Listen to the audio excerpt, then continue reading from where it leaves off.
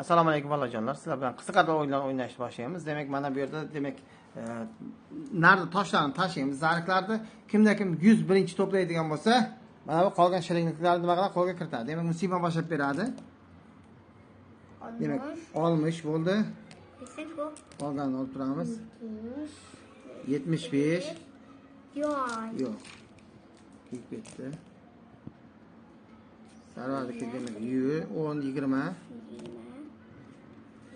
Yo'q. Muslimanki 25. 45. Mana qayta tashlaydi. 45 ga. Oho, demak 400 da 20 bo'lsa, demak muslima bu o'yinda nima chiqdi?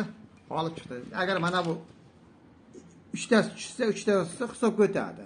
Bu demak 40 ga yuradi. 4 ta tushsa 400 ga yuradi.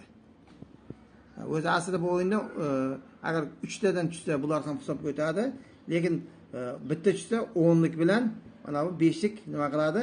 Hisobga o'tadi. Qolganlar nima qilmaydi? Hisobga o'tmas edi. Bu ham matematikada demak hisob kitobni qo'sh amallarini bajarishga juda ham yaxshi o'yin. Bolajonlarni ancha nima qiladi? Telefondan chalg'itadi. Demak, nima olamiz bilasizmi? Sarvar olaversin. Ha, boya nima qilganda?